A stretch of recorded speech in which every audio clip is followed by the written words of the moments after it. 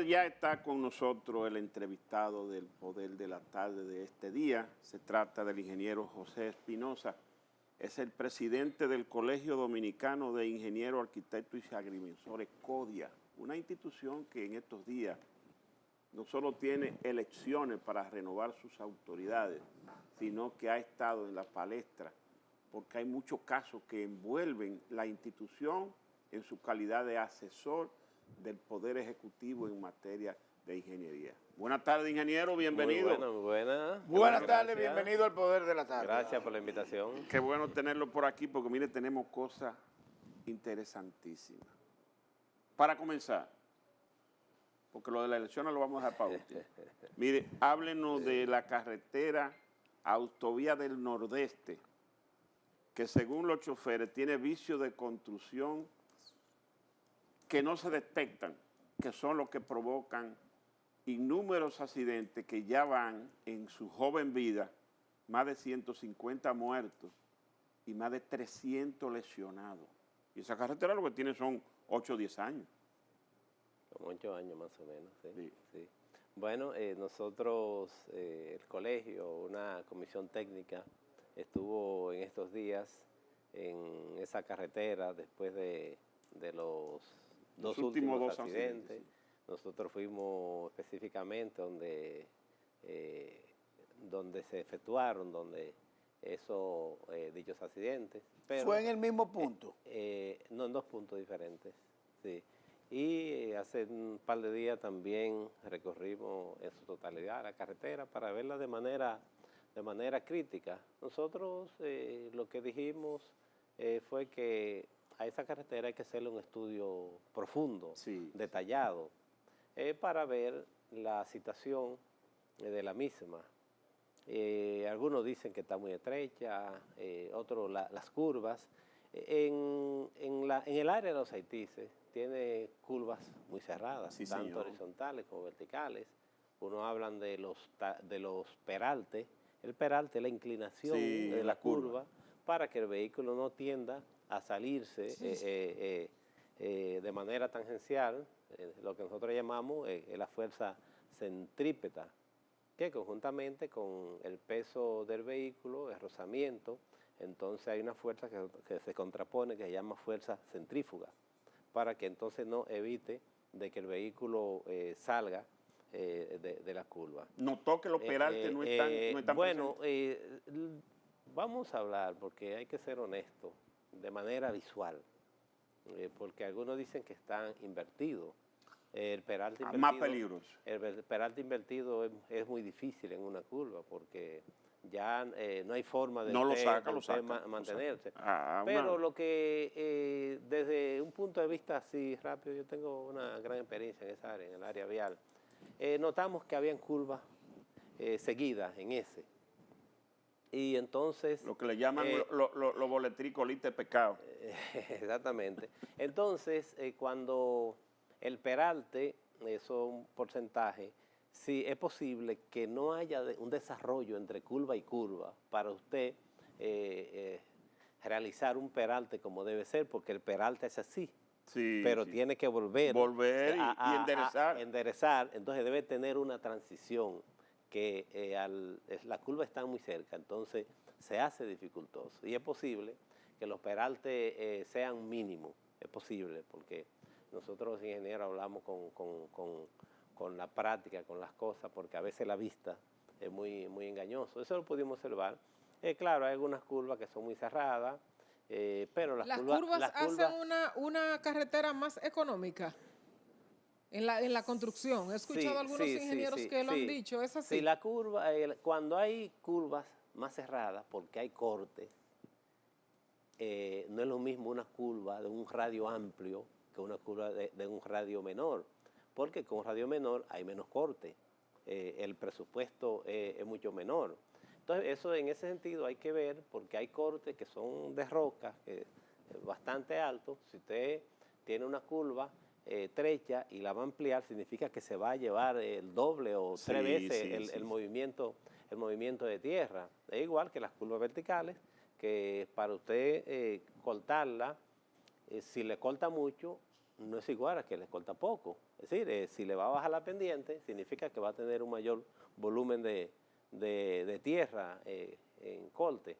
Entonces, yo lo que creo que se deben revisar esas curvas y hay que hacer un estudio ponderado, porque la verdad que también la velocidad de algunos conductores sobrepasa. No tiene buena señalización de velocidad. La velocidad sí, en su mayoría. Está bien señalizada. Sí, faltarían algunos casos. Lo que entendemos es que debe haber más control del personal de AMET, de policía, estacionario, con radar, para controlar la velocidad, porque en los dos últimos fueron en lugares que no eran las curvas, ni verticales ni horizontales, mayormente, sí, una curva mínima en uno, el último, y el otro fue prácticamente en un lugar ahí. Entonces dicen, sí, vamos porque fue un choque de frente. bueno, realmente... Si fue un choque de frente, alguien rebasó. Uno de los mire, dos. Dicen los estudiosos en el tema que el 90% de los accidentes es por el factor humano. Sí, es correcto. Y el otro es por la vía y por el vehículo. La imprudencia de nosotros los dominicanos, eso es terrible. Nosotros somos el segundo país a nivel mundial en muerte por accidente de tránsito. Y eso es por las violaciones que nosotros cometemos. Pero la vía hay que estudiarla, hay que verificar esas curvas horizontales y las curvas verticales para ver qué se puede lograr en mejoría. Porque la verdad es que si se la va a intervenir hay que gastar muchos millones de pesos. Cuando usted hizo el viaje y fue el equipo técnico a la vía. Y escuché cuando ustedes decían que habían problemas en las curvas horizontales y verticales, pero además los aludes. Taludes. Sí, es correcto.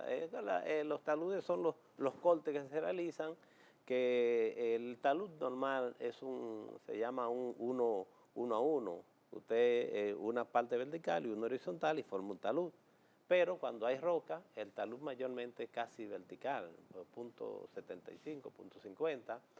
Pero si usted está trabajando y usted cree que eso es roca y comienza a trabajar con un talud casi vertical y se encuentra con arcilla, entonces ya se produce un problema. Hay algunos taludes que hay que chequearlo, porque también cuando el talud es muy inclinado, rompe un poquito la visibilidad. Esa parte también hay que chequearla. Y nos dicen que eso no lo vimos. Me hubiese gustado porque pasar lloviendo, porque dicen que no hay mucho agarre cuando se frena. Entonces, en ese caso, hay que hacerle un estudio a la parte del asfalto. Ese puede ser uno de los vicios ocultos. El asfalto se ve bien para el tiempo que tiene. Ahora, pudo haber perdido algunas características de agarre. Entonces hay que hacer un estudio, porque como hay tanto accidente, hay que hacer esa evaluación. A simple vista, ¿usted no le vieron vicios de construcción a esa carretera? Bueno, lo que le llaman vicio de construcción es como muy amplio, ¿verdad? La carretera se ve bien, porque hay que decirlo. A veces, no fue digamos, tan cara, fue tan cara su construcción que debe verse todavía bien. Bueno, decimos que si hay alguna gente que puede decir que las curvas muy cerradas, las curvas verticales, la falta de peralte adecuado puede ser vicio de construcción. Alguna gente lo puede llamar, pero a grandes rasgos en la construcción no podemos decir que haya un vicio así de construcción. Escuché que hay esas limitaciones de curvas verticales, de limitaciones de curvas horizontales, básicamente. Ese es el grave problema. Yo escuché a Obras Públicas decir que van a intervenir la avenida, que van a poner reductores de velocidad, que van a poner... Hay los reductores de velocidad, un arma de doble filo. Hay algunos reductores. Ahora sí, en los lugares, porque como los choferes cogen gusto ahí, de allá para acá, básicamente, sí, porque precisamente nosotros fuimos y y con el chofer que andamos, en un momento nos estamos chequeando, en un momento él está y apareció un amén que hace así, y yo le digo al chofer, fulano, ¿y en cuánto tú? ¿A qué velocidad tú vienes? Y dice, no, a 100, yo no, en verdad no era 100, era mucho más de 100, porque parece que la misma carretera incita a la velocidad, porque entonces cuando vienen de allá para acá, vienen en una pendiente, y entendemos que hay que controlar. Pero en sentido general, ingeniero, Sí. ¿cuál es la evaluación de ustedes en el CODIA de la construcción de nuestras carreteras? Por ejemplo, la del Este, que es una carretera El Coral. reciente, sí. Tenemos también la ampliación del número, que es después de Ocoa, después de los pilones. ¿Cuál es la evaluación general en la construcción de nuestras carreteras? ¿Tenemos buenas construcciones o nos engañan cuando hacemos contratos con esas grandes constructoras? Sí, para terminarlo de Samaná, el peaje sombra, eso hay que revisarlo. Hay que revisarlo, es un atraso. Eso hay que revisarlo, eso eminentemente. Bueno, con relación a las carreteras, tú hablaste del número, que eso hacía años, era un desastre. Ahí se ha hecho después de los pilones. un trabajo extraordinario. Nosotros hemos felicitado al ministro de Obras Públicas y a la compañía que hizo el trabajo, RICET, unos taludes precisamente bien bonito, un trabajo hermosísimo. Y fue una solución muy aceptable. Lo están haciendo también en la carretera de Barahona. Sí, la también, que va desde sí. En el tratamiento de taludes, en esa carretera, la carretera Sánchez, completa, es muy bueno. Y donde no es bueno es el camino a Ocoa. Bueno, esa parte. Sí, allá arriba es muy esa peligroso. parte, sí, ahí no la he visto. Pero la construcción de la carretera, la autovía del Coral, bueno, yo recientemente he hecho 2 viajes por ahí y es cómodo. Una vez se hablaba de que una curva, pero uno corre ahí de 100 para allá y realmente se transita. La de Bávaro. Se transita cómodo, correcto, Bávaro. Y la circunvalación, para mí, que la nueva de las mejores carreteras. Circunvalación de aquí de Santo pero había que Domingo. hacerle una modificación ¿Cuál? a esa circunvalación. ¿Cuál? Y le escuché al propio ministro de Obras Públicas de que había como un tramo que había que hacerle una modificación porque no había quedado como había un la primera etapa. Fue la queja de los pobladores era que no permitía el ingreso. El ingreso fácil, pero además el retorno.